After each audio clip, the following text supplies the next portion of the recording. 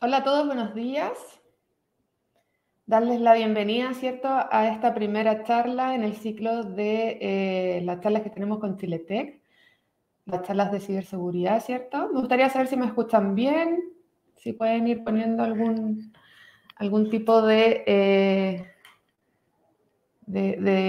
manito arriba, algún emoji, algo que diga que me escuchan bien. Perfecto.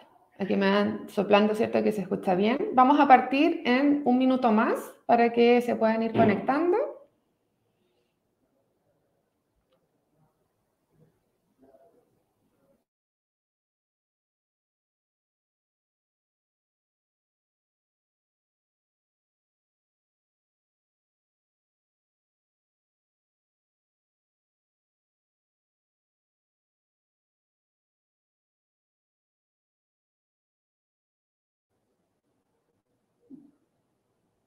Bienvenidos todos.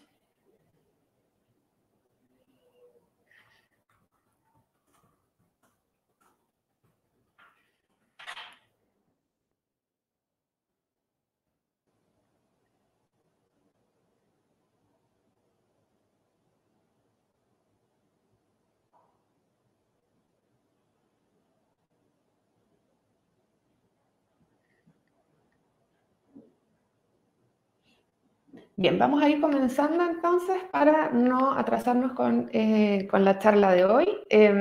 Buenos días a todos y a todas, primero que todo, ¿cierto? Y bienvenidos al ciclo de charlas de ciberseguridad de Chiletec.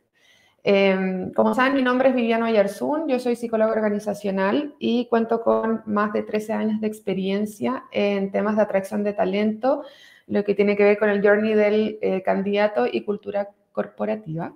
Y en la actualidad me desempeño como responsable de reclutamiento y desarrollo de personas en Babel, Chile, y hoy los voy a estar acompañando como moderadora de esta primera charla de nuestro ciclo de ciberseguridad, ¿ya? Con el objetivo entonces de realizar una antesala al mes de la ciberseguridad, celebrado durante el mes de octubre en nuestro país, la Mesa de Ciberseguridad de Chiletec levantó un ciclo de charlas temáticas en torno a la gestión de la seguridad informática. Van a ser 5 días de charlas online de 90 minutos en las que tendrán la visión de la gobernanza, privacidad de datos y servicios cloud relacionado a la ciberseguridad como parte del riesgo operacional. Para iniciar entonces queremos agradecer por supuesto a las empresas coorganizadoras de esta actividad junto con Chiletec. Por nombrar a ellas, ¿cierto? Tenemos a Palavicini Consultores, tenemos a Pragma, App Company, Solution for Everyone, Babel, por supuesto, y TickBlue. También queremos invitar en esta oportunidad, ¿cierto?, a dar unas palabras de bienvenida a Francisco Méndez, quien es el presidente de Chiletec, de la Asociación de Empresas de Tecnología. Así que, Francisco, todo tuyo el micrófono. Hola, muy buenos días a todos. Bienvenidos a este evento que por cosas coyunturales, el tema de la ciberseguridad, vemos que en nuestro país está muy presente. Vamos a tener una semana intensa ahí de charlas. Agradecemos a las empresas partners de Chiletec que han iniciado esta actividad. Vamos a tener a muy buenos charlistas y comentarles que este es un tema que para nosotros como Asociación de Empresas de Tecnología es un tema clave. Y que no es un tema solamente tecnológico, sino que involucra a todos los ámbitos de las empresas o las organizaciones. Sabemos que estamos en la sociedad de la información, ¿no es cierto?, en donde la transformación digital está siendo un poderoso factor de desarrollo inclusivo y sostenible, ¿no es cierto?, y donde los sistemas tecnológicos y las aplicaciones de negocio son parte de lo que entendemos que es la transformación digital. Ahora, esto va a ser posible solo si las infraestructuras de información, ¿no?, y los servicios subyacentes que dependen de ella son seguros, son protegidos y son resilientes.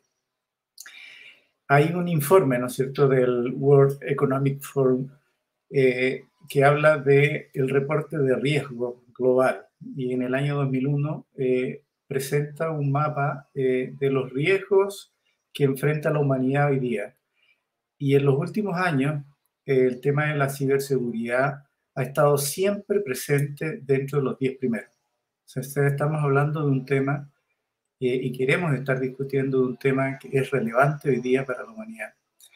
Y por lo tanto debe ser abordado, decimos nosotros, desde una mirada de las arquitecturas, ¿no?, desde las propuestas de valor, desde la construcción de valor y desde los procesos críticos de negocio de todas las empresas, tanto públicas como privadas, en donde lo que se llaman los activos de información y todos los servicios que involucran el acceso a información sensible deben diseñarse y deben operarse con una mirada de ciberseguridad incluida. No es esto una moda o es algo que podamos dejar como un complemento. Debe estar incluida en todas las definiciones. Es un pilar estratégico de toda transformación digital, tanto en empresa privada como pública, porque está directamente ligado con algo que entendemos que es crucial para todo lo que se quiera hacer en el mundo de la sociedad de la información, y que es aquello que podemos acuñar como confianza, que para el ser humano es clave, ¿ya? Por lo tanto, estaba hablando de una componente que es estratégica y que es la base para que funcione de todo aquello que estamos hablando cuando hablamos de transformación digital, es la confianza. Por lo tanto, la colaboración pública-privada, incluso nacional e internacional, es clave.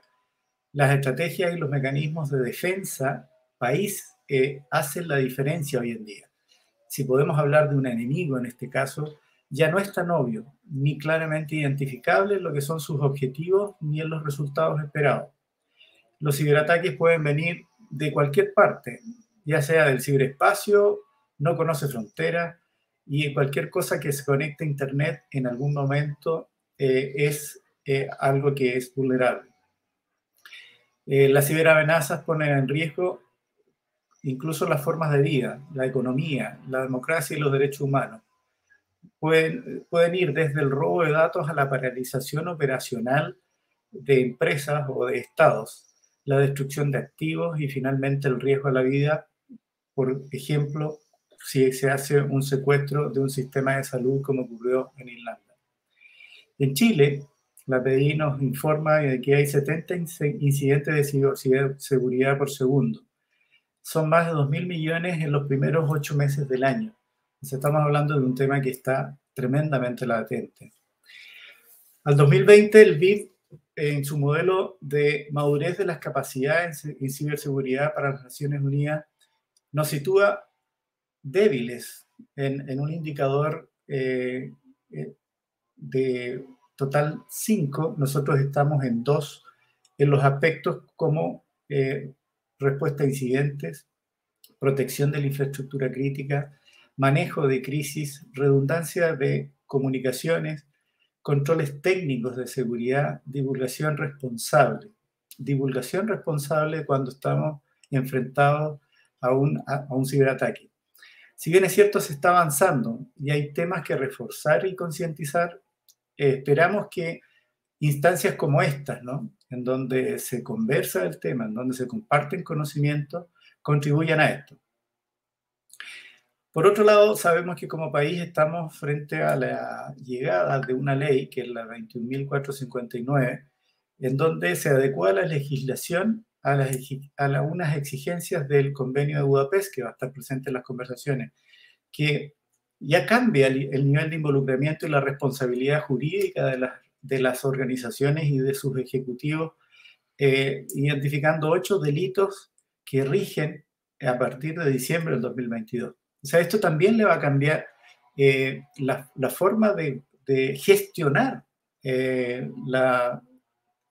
los activos de información y las vulnerabilidades que podamos tener, porque se van a configurar delitos a partir de, digamos, ataques cibernéticos o pérdidas de información producto de esto. Por lo tanto, estamos ante un tema relevante y esta semana lo vamos a estar abordando para poder generar mayor conocimiento, mayor conversación y mayor conciencia respecto al tema.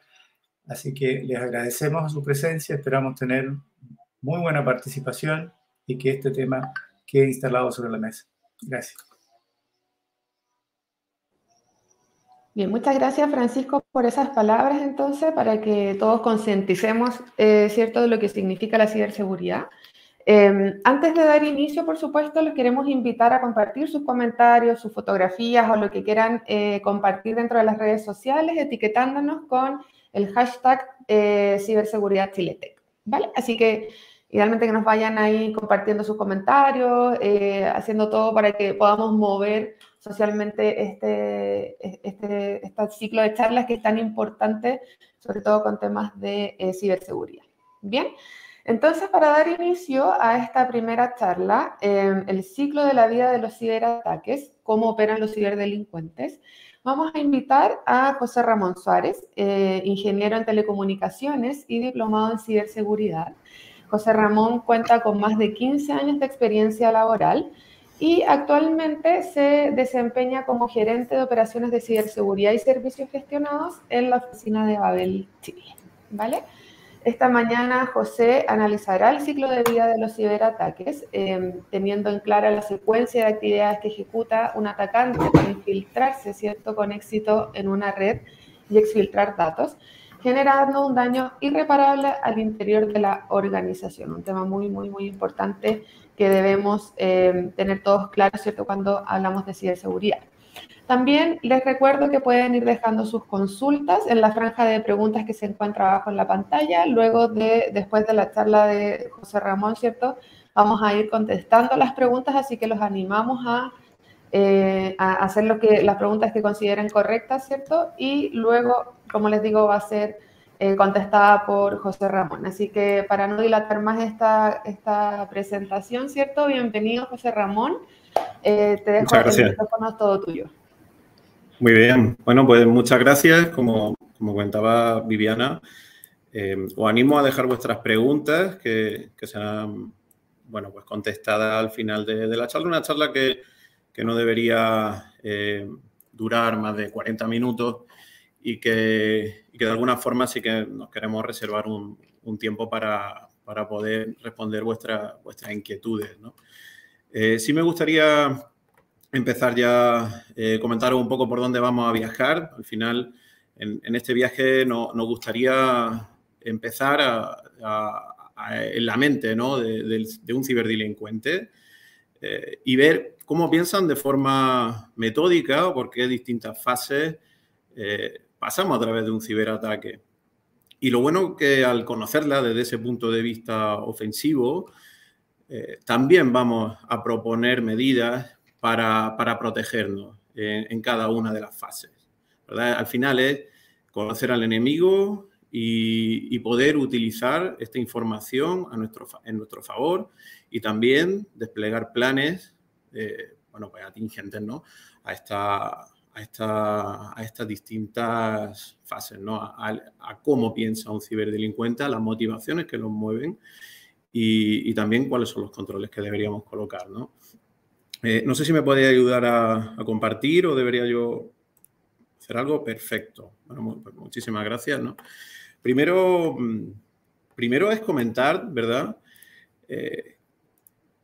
Vamos a colocarlo aquí, ¿verdad? ¿Qué es un ciberataque, no?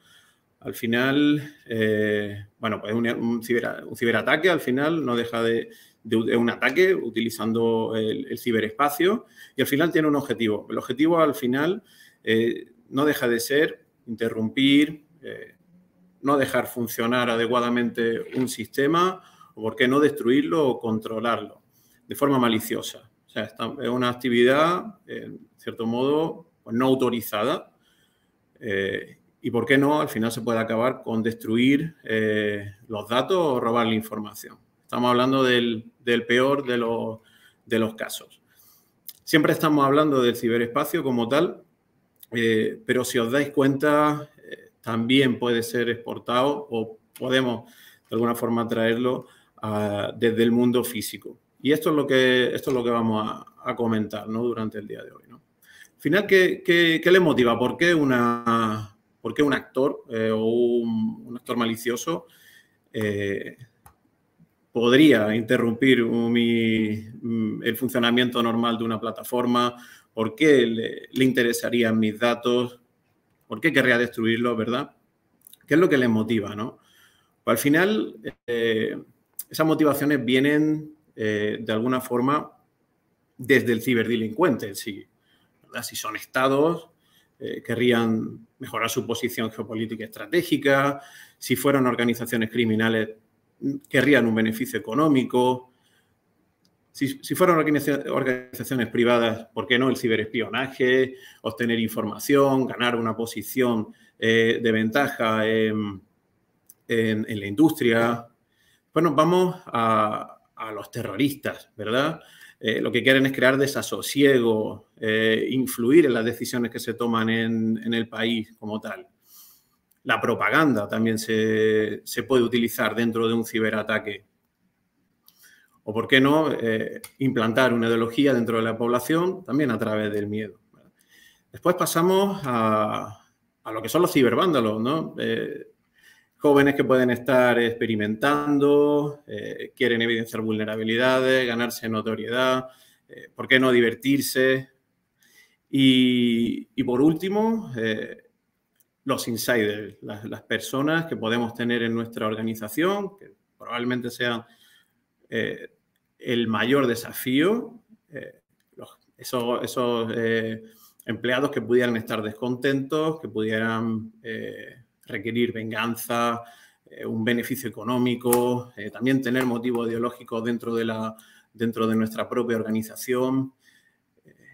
Y al final, bueno, los investigadores, que yo de alguna forma no los calificaría casi como ciberdelincuentes, sino como, bueno, investigadores, o si al final no acabamos destruyendo, no acabamos interrumpiendo, sino evidenciando debilidades y notificándolas a los organismos pertinentes,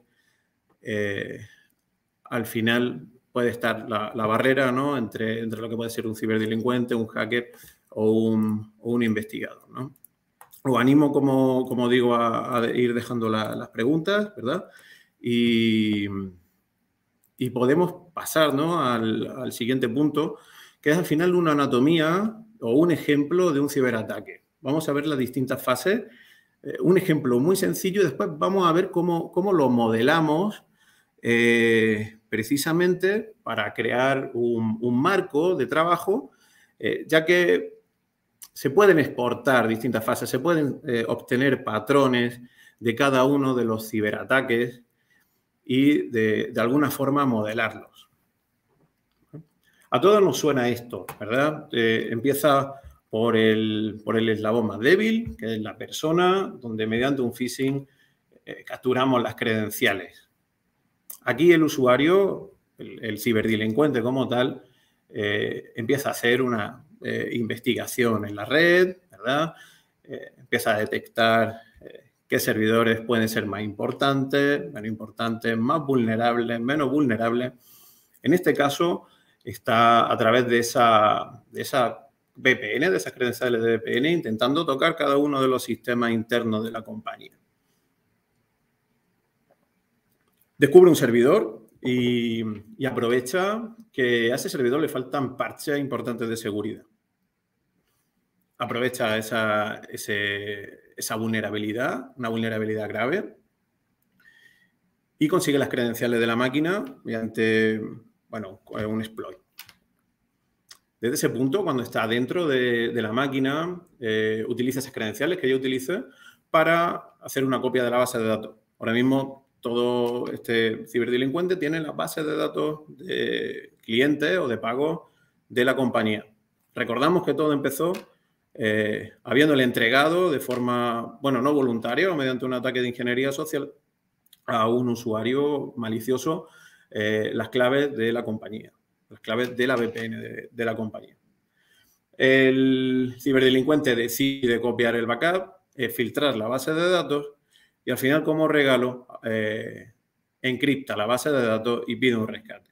Estamos en un punto doblemente delicado donde hemos perdido nuestros datos y además se los hemos entregado a un ciberdelincuente. Vemos que es una cadena donde han fallado una secuencia de acciones donde en cada uno de los puntos se podría haber hecho algo para evitarlo. Conforme más nos vamos acercando a la explotación de la vulnerabilidad, a la filtración de la base de datos, más complicado de recuperar, pero si nos damos de cuenta no deja de ser un viaje secuencial y que es casi una anatomía calcada de la mayoría de los ciberataques que podemos encontrar en el panorama actual.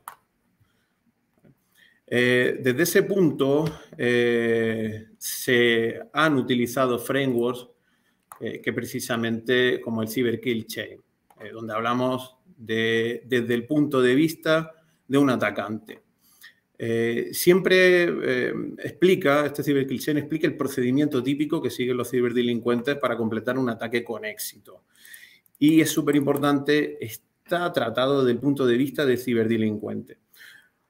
Es un marco que desarrolló Lockheed Martin hace 10 años y, si os dais cuenta, está derivado desde los modelos de ataque militares y al final trasladado al mundo digital.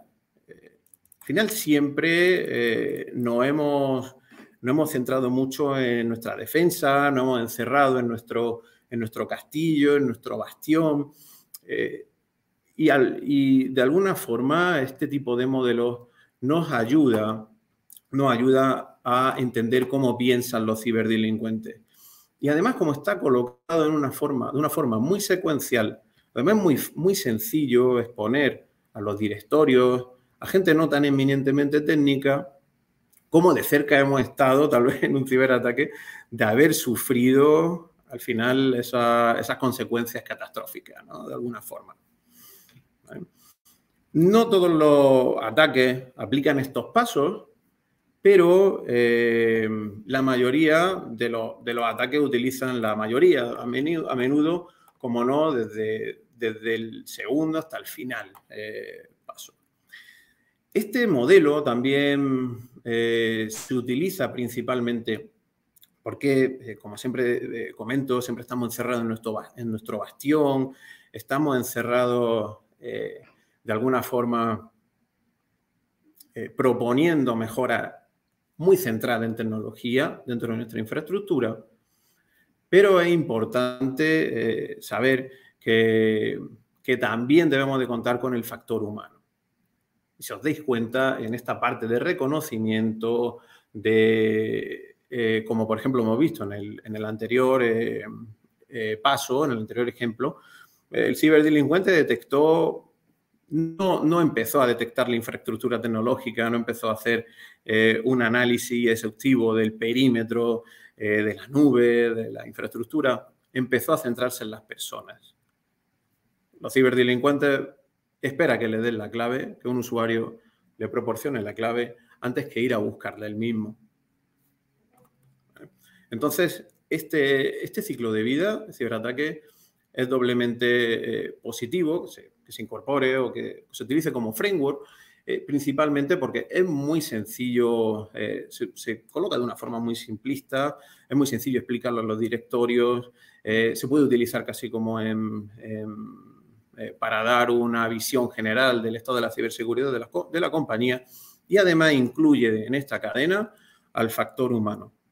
Al final es, yo creo, de vital importancia para la prevención de un ciberataque.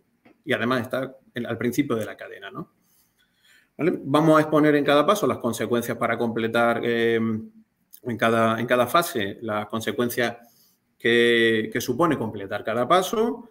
Después veremos al final unos cuadros donde haremos también un match con otros frameworks y también con otras medidas de mitigación, ¿verdad? Y en cada fase veremos cuáles son los ataques o los ciberataques más populares en cada fase, que pueden empezar, terminar o ser parte importante de cada fase. De ahí viene un poco también lo que se llama Cyber Kill Chain, la cadena de un ataque, donde cortándola podemos detener, de alguna forma, llegar a la materialización del ataque, ¿verdad? Vale.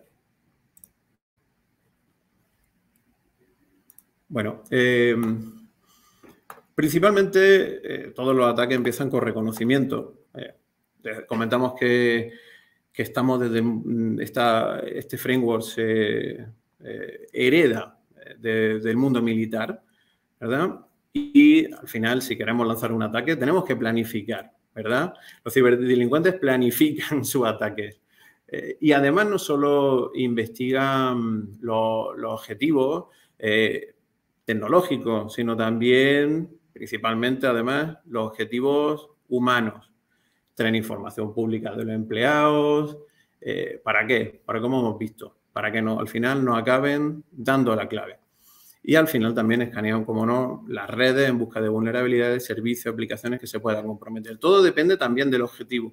No es lo mismo que no ataque un Estado, que no ataque un grupo de cibercriminales, que no ataque un grupo, por ejemplo, de terroristas que lo que quieren a lo mejor es tener solo notoriedad y hacer, por ejemplo, una desfiguración rápida de nuestra web.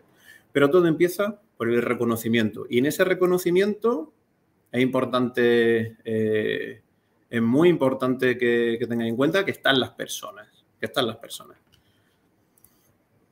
Bien, en esta actividad comienzan ataques como el phishing, cuando hayamos determinado quiénes son los componentes de esta organización, cuáles son nuestros objetivos, la denegación de servicio, identificamos la infraestructura e intentamos inutilizarla durante un tiempo, la parte de robo de información también, qué es esta empresa, qué datos tiene, y la parte de phishing, que normalmente lo que se requiere es notoriedad y propaganda como tal. Bien. La siguiente parte se llama armamento y entrega. En alguna literatura la vais a encontrar como la parte de armamento aparte y como una fase independiente, como siete pasos. Pero es importante comentar que estamos haciendo también una mirada desde el punto de vista defensivo. La parte de armamento ocurre en las instalaciones del ciberdelincuente. Una vez que ya sabe nuestra superficie de ataque, qué personas son las que componen la organización, en este punto de vista, utiliza su arsenal para, después de haber hecho el reconocimiento.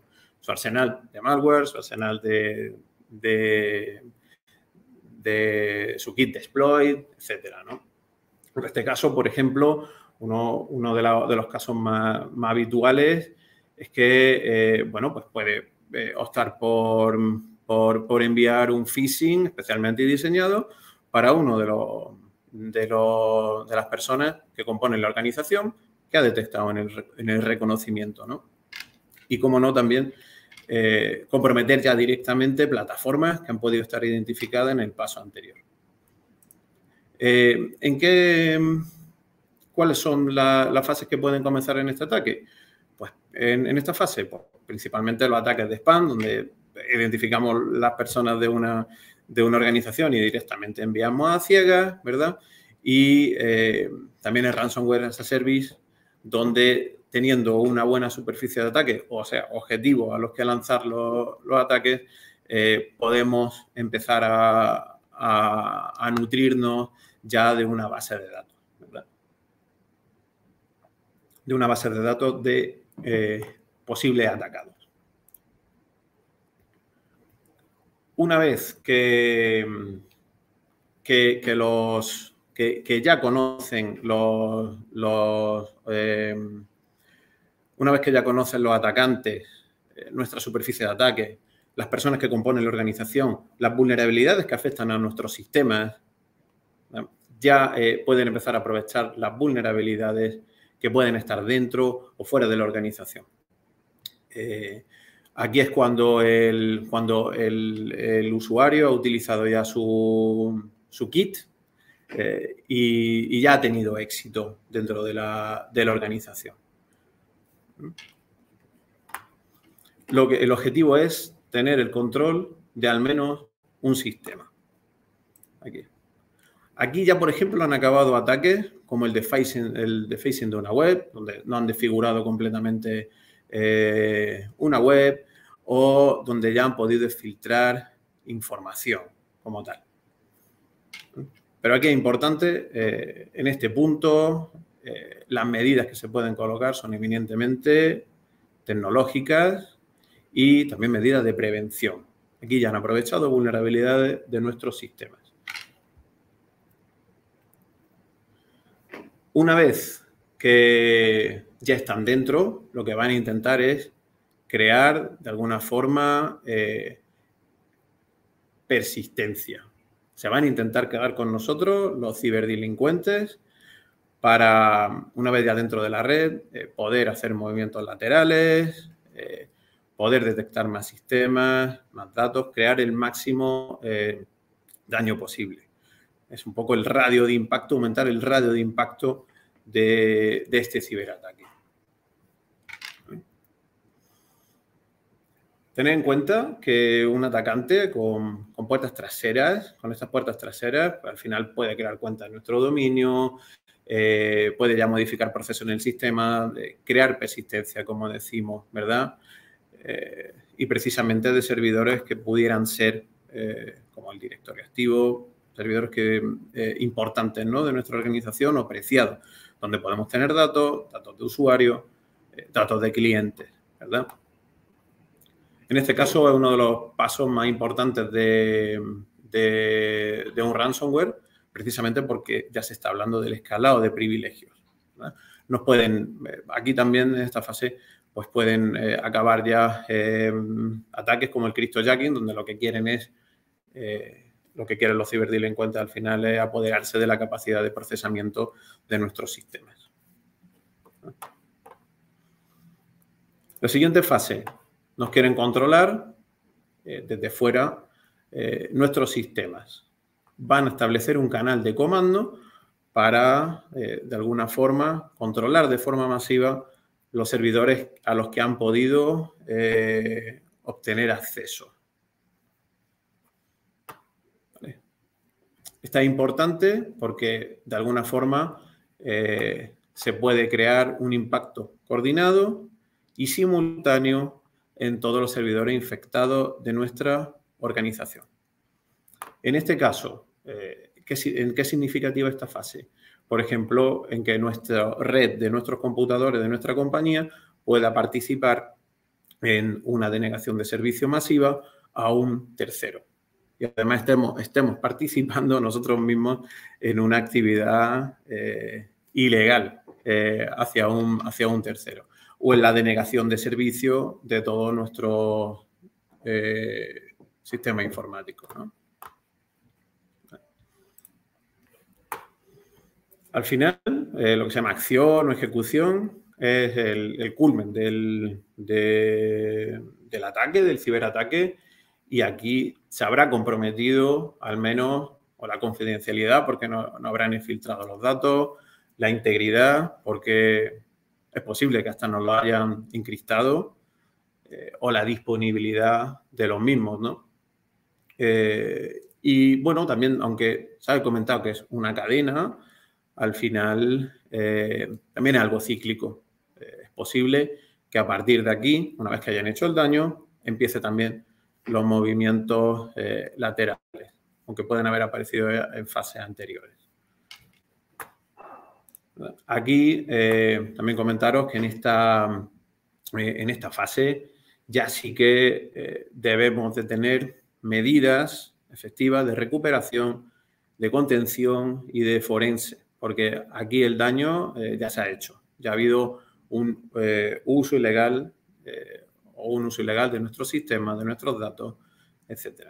¿Vale? Y aquí ya sí tenemos las consecuencias, bueno, que estamos viendo, ¿no? Al final, o hemos perdido o nos han robado información, o se han estado expandiendo por la red, o prácticamente nos han dejado inutilizar nuestros recursos, tanto internos como externos. Me diréis, oye, solamente nos has contado desde el punto de vista del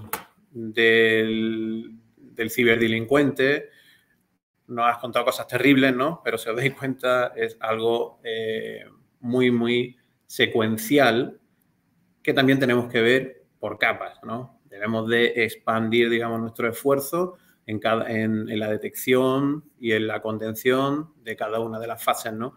Y cuanto más lejos estemos, como no, de la explotación, más fácil será recuperarse, ¿no? Al final no tiene ningún misterio en este sentido, ¿verdad? Bien, vamos a hacer ahora un cambio, vamos a hablar de controles, ahora sí, de cómo nos debemos de proteger o cómo debemos de protegernos. Voy a mirar un poco ¿vale? Vale, quería ver un poco si queríamos ver alguna pregunta, ¿vale? Ahora mismo tenemos algunas y lo vamos a comentar al final, ¿vale? Quería ver un poco más, adelantarme si hay alguna inquietud. Vale. Perfecto.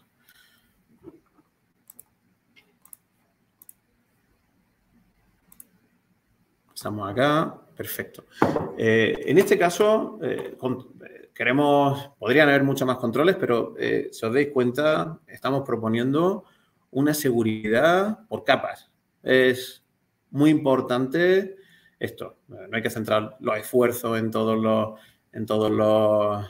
solo en una de las fases, sino irnos a distribuir por capas nuestros controles de alguna forma para poder detectar y poder evitar en cada una de las fases una posible impacto, ¿no? De un ciberataque. Como hemos comentado, la fase de reconocimiento como tal empieza ya a poder tener detección de que hay ciertos grupos que ya están escaneando nuestra superficie, que están intentando contactar con nuestros VIPs de nuestra organización. Nos puede dar ya una pista sobre el apetito que puede tener nuestra organización para ciertos grupos de ciberdelincuentes. En ese caso, el primer bastión principalmente es el factor humano, la concientización a los usuarios finales. La parte de cibervigilancia, también muy importante porque es una actividad que nos ayuda a determinar si ya tienen apetito cierto grupo de hacktivistas por nuestra infraestructura. Tener técnicas de anti-phishing y analítica web nos ayuda también a saber cómo nos están impactando ciertas actividades de sondeo, búsqueda de vulnerabilidades y también desde dónde están llegando, ¿no?, estos ataques.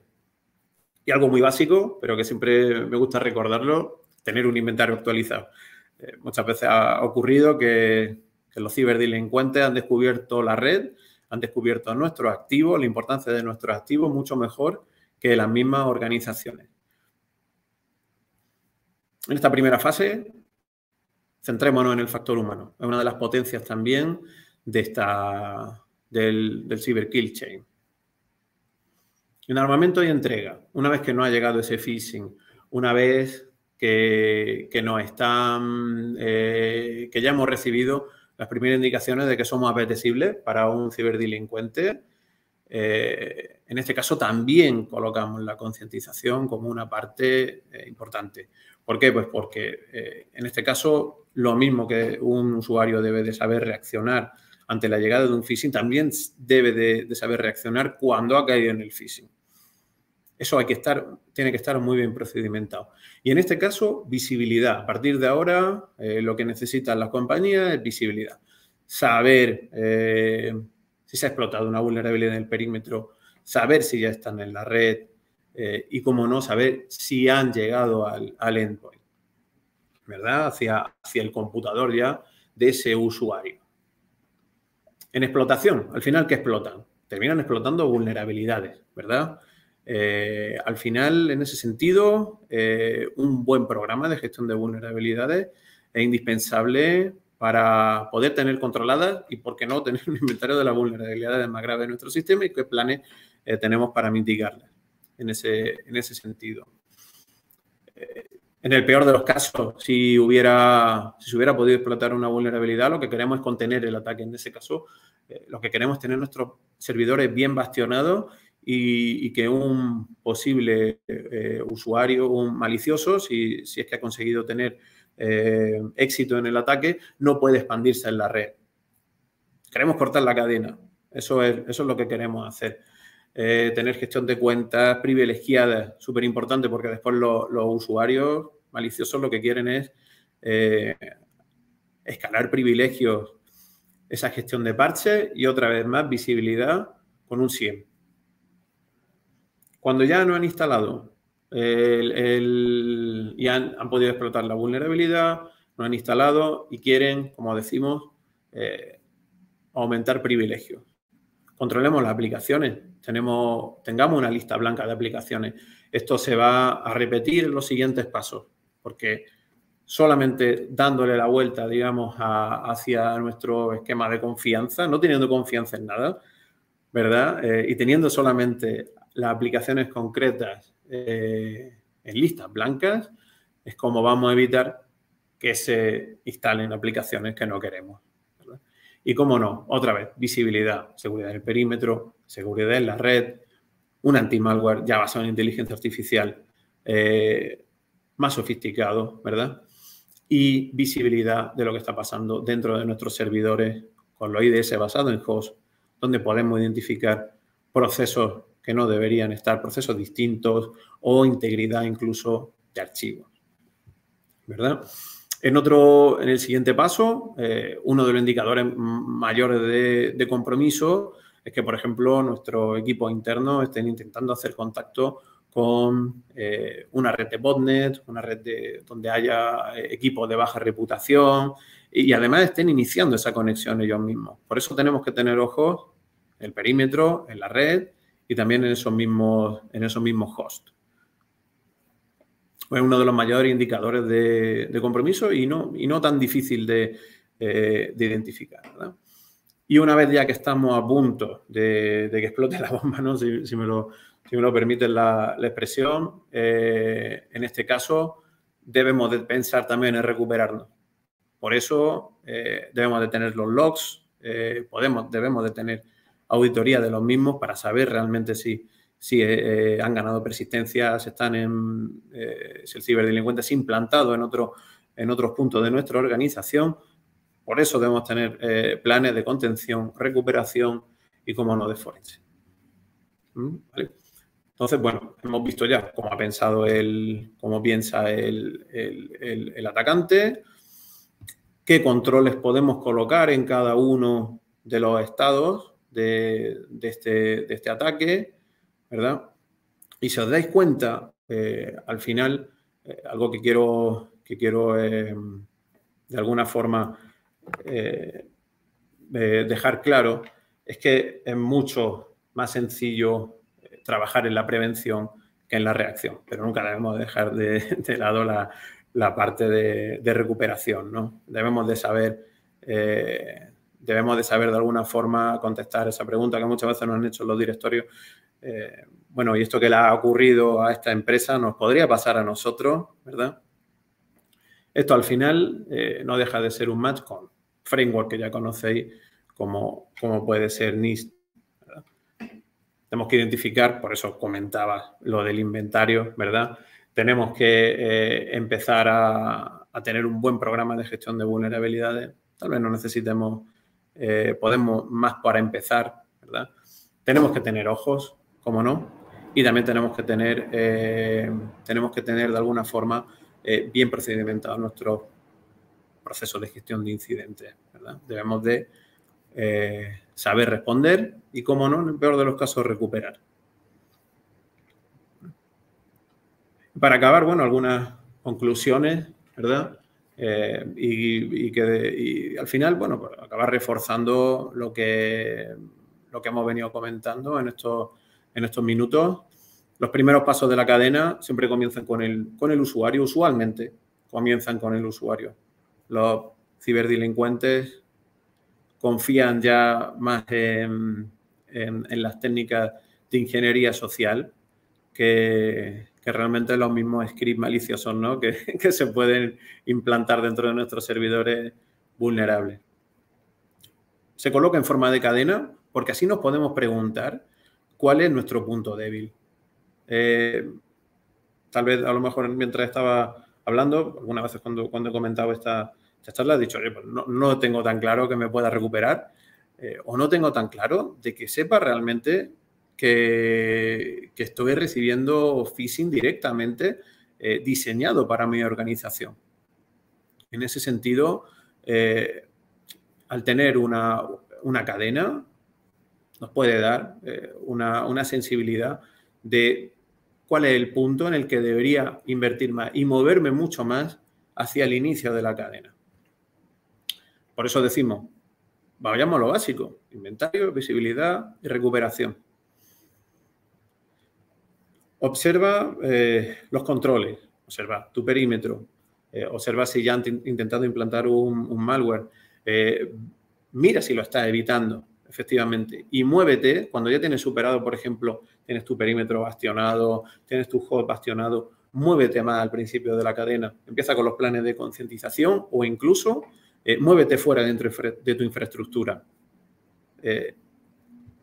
Mira servicios de cibervigilancia que puedan servir y que puedan acomodarse a tu organización. ¿Por qué te vas a esperar a que empiecen a impactar, a llegar el phishing, a contactar por LinkedIn los ciberdelincuentes con gente de tu organización, o incluso a detectar ya por un phishing que han creado un dominio muy parecido al de tu organización cuando lo podía haber hecho antes? No esperes a que los bits impacten en tu infraestructura, sino empieza a observar a los ciberdelincuentes antes. El Cyber Kill Chain es muy fácil de explicar a los responsables de la organización, cómo actúan los ciberdelincuentes. Con lo cual, creo que es muy sencillo también, gracias al Cyber Kill Chain, empezar a derribar mitos, como muchas veces que todavía están implantados en los directorios, como creo que no nos atacan, creo que no gastamos demasiado en ciberseguridad, creo que no es necesario tanto gasto, etcétera, etcétera. Es muy sencillo poder porque, como digo, se importa desde el mundo de la seguridad militar.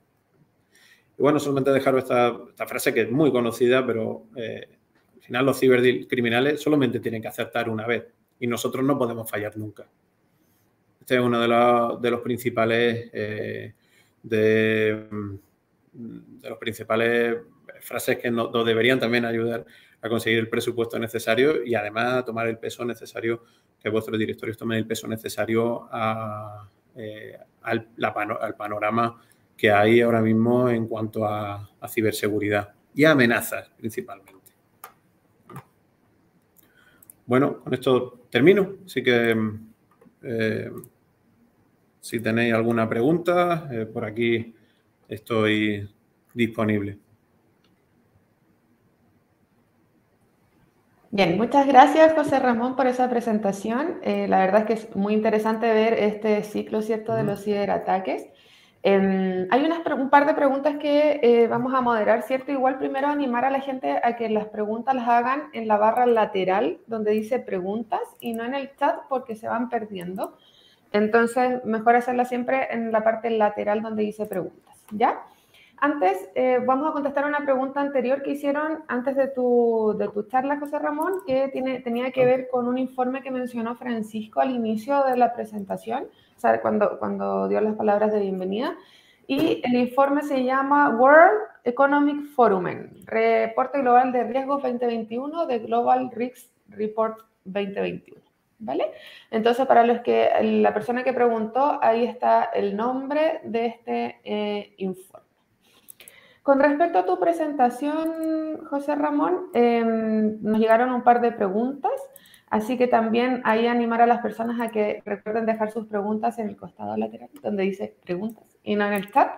Y también los animamos a subir sus fotografías y comentar en sus redes sociales con el hashtag Ciberseguridad Chile.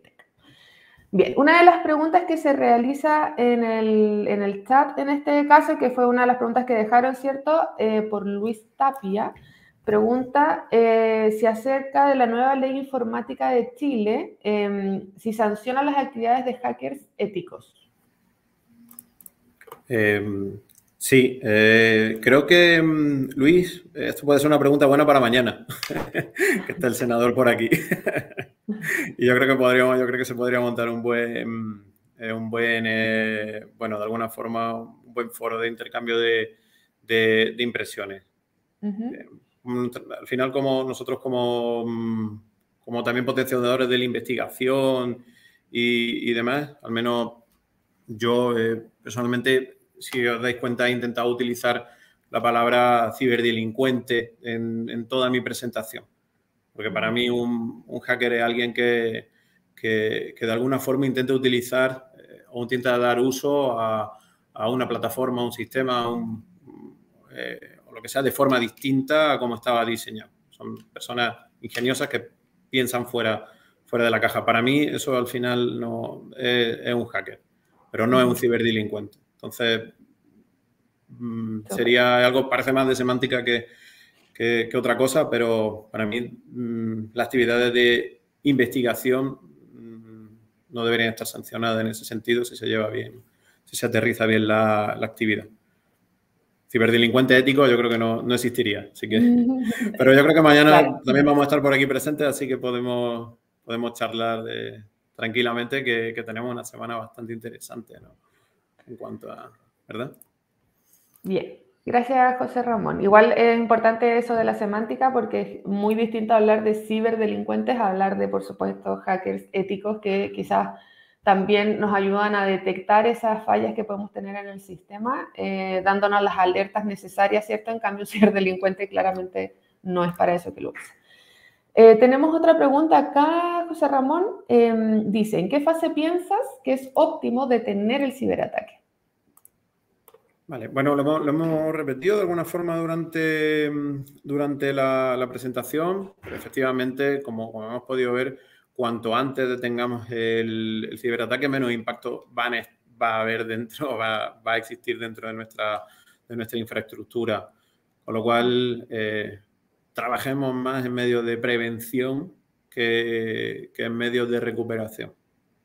En ese sentido, integrémonos dentro de nuestra organización, preguntemos directamente a nuestros colaboradores si saben lo que es un phishing, si saben lo que es un malware, cómo evitarlos también en su vida personal y podremos ver cómo de riesgoso es el factor humano, ¿no?, dentro de nuestra organización.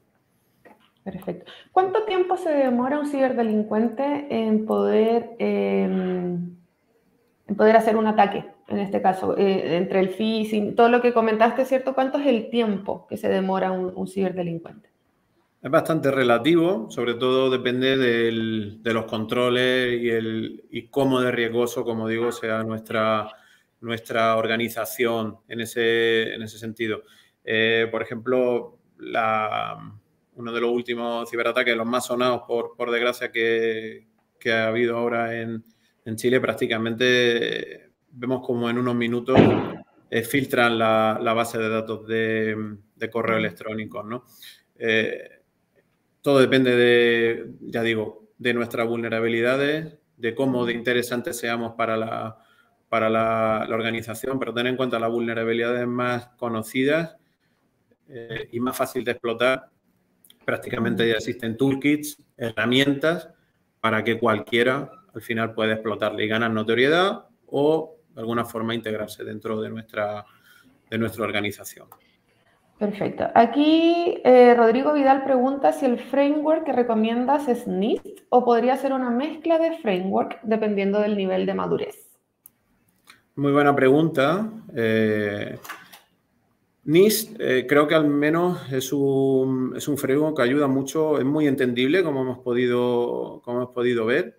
Y también todo depende si al final deseas certificarte en alguna ISO, ¿no?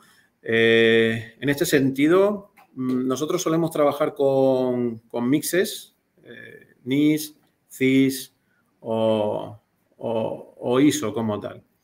Lo bueno que tiene NIST, que como digo, es muy entendible, hay mucha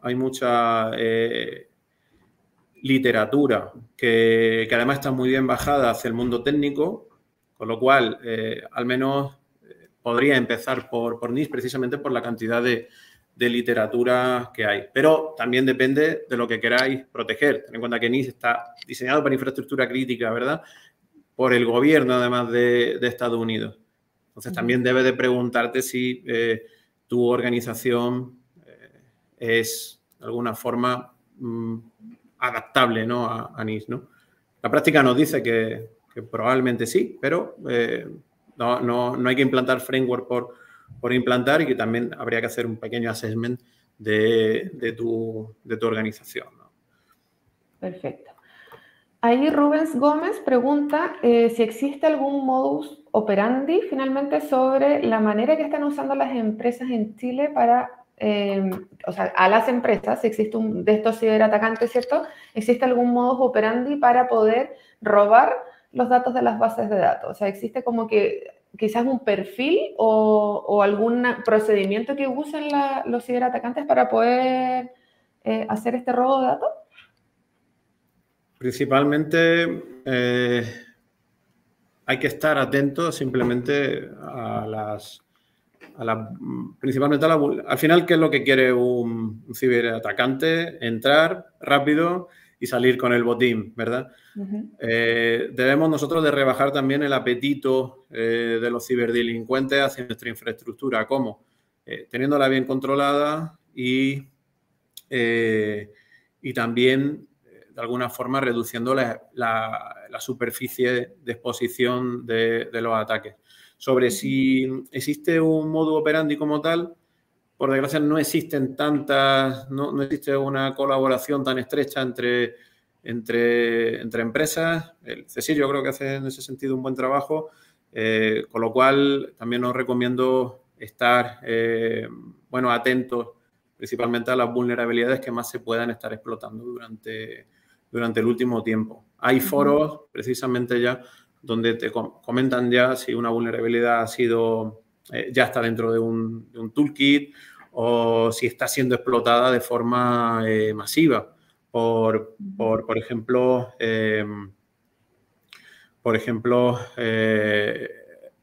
ransomware as a service, ¿verdad?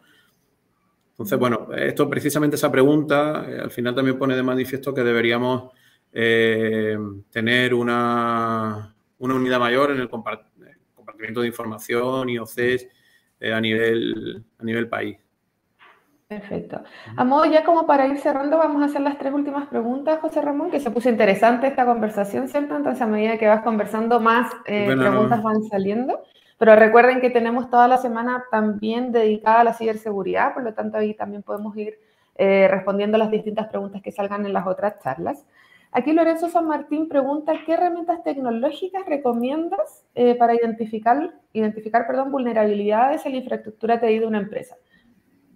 Se ligó un poquito con la que comentaste delante, ¿cierto? Que era lo que también preguntó, en este caso, Rodrigo, ¿no es cierto? Del NIST, ¿puede ser? Sí, bueno, es un framework. Ahora hablan de...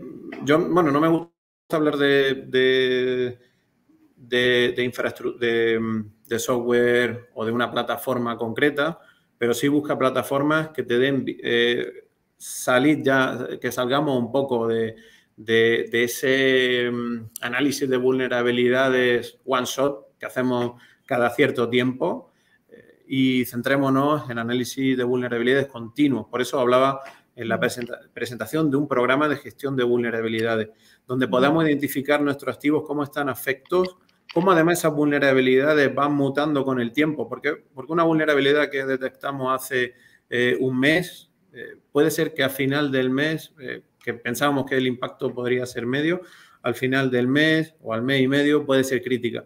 Pues porque empieza a utilizarse por grupos de hacktivistas, se empieza a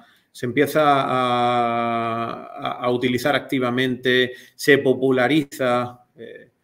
Entonces, en ese sentido, se debe de hacer un análisis continuo y además una asignación, una herramienta que te permita hacer una asignación muy determinada, ¿verdad?, a determinado grupo de tu organización que puedan además parchearla o mitigarla como tal y discutirla. En ese sentido, en el mercado hay varias, pero la palabra ya no es ya herramienta, sino un programa de gestión de vulnerabilidades. Perfecto.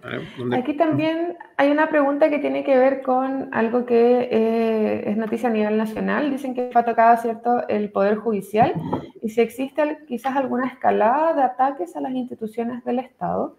Y mezclándolo con otra pregunta, esta pregunta la hace Luis Tapia y la segunda la hace Fernando Sofia, que dice, después del hackeo del EMCO y el que acaban de revelar del Poder Judicial, ¿diría usted que seguimos en bajo nivel de seguridad?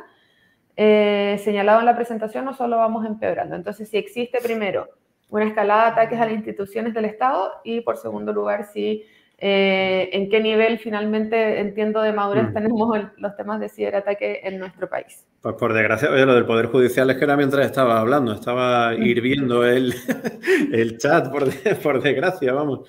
Pues como veis, sí que hay y bueno, por informaciones que podemos tener, probablemente haya una escalada subiendo cada vez más, que probablemente debería culminar a mitad de octubre.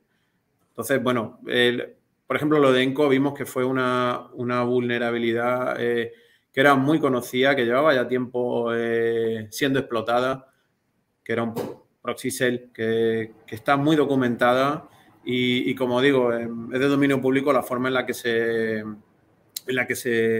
esta vulnerabilidad al final se explotó, porque al final está muy, como digo, está muy documentada, ¿no? Bajo de ese punto de vista, pues bueno, hace presagiar que el nivel de madurez, no sé si el nivel de madurez sigue siendo el mismo, pero los atacantes se han sofisticado un poco más. Pero bueno, viendo las vulnerabilidades que se han explotado del Poder Judicial, está pasando ahora, no tenemos más información, ¿verdad? Vale, y bueno, sobre ENCO podríamos hablar que se aprovechó una vulnerabilidad que entendíamos que era básica y que ya llevábamos tiempo diciendo que debía de ser parcheada, ¿no? Entonces se ha unido dos puntos, ¿no? Uno, que tal vez seguimos con el mismo nivel de madurez, pero es que los ciberdelincuentes se están sofisticando, ¿no? Y se están organizando. Sí. Perfecto. Muchas gracias entonces, sí, José Ramón, por tu presentación. La verdad es que es súper interesante, ¿cierto?, conocer este ciclo de los ciberataques. y también entender finalmente que no tiene que ver muchas veces con quizás un framework que se use, sino que más bien con una metodología, un proceso, ¿cierto?, donde se puedan detectar estas vulnerabilidades e ir haciendo quizás pruebas para poder detectar esas vulnerabilidades a tiempo. Nada, también agradecer, ¿cierto?, a todos los que nos acompañaron esta mañana. Tuvimos harta audiencia, así que agradecerles, ¿cierto?, a todos los que nos acompañaron y también, por supuesto, los queremos dejar invitados para mañana, donde se va a también conversar sobre temas de ciberseguridad y donde va a participar Kenneth Puc Olavarría, quien es senador por la sexta circunscripción de la región de Valparaíso y nos va a hablar sobre la ley marco de ciberseguridad e infraestructura crítica, que fue una de las preguntas que se hizo también en esta charla, así que mañana muy invitados a seguir en esta charla, ¿cierto?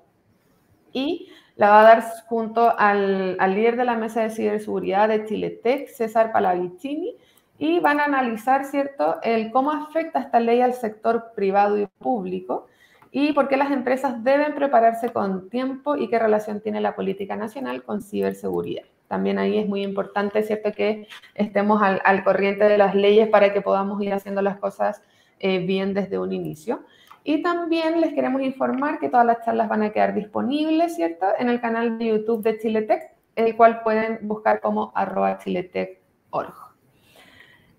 Bueno, nada más que antes de finalizar, también los queremos invitar a las empresas de tecnología presentes a conocer y sumarse a Chiletec para que seamos, ¿cierto?, una unión un poco más fuerte en cuanto a temas de tecnologías de la información, que muy en boga está todo este tema de la transformación digital. Así que se unan, que es cierto que los queremos invitar a esta unión para que seamos más y poder hacer más también otras iniciativas frente a Chiletec y con las otras empresas. Así que nada, los esperamos mañana en esta nueva jornada de ciclo de charla de ciberseguridad de Chiletec. Buenos días y muchas gracias. Muchas gracias a todos. Un abrazo. Gracias. Placer.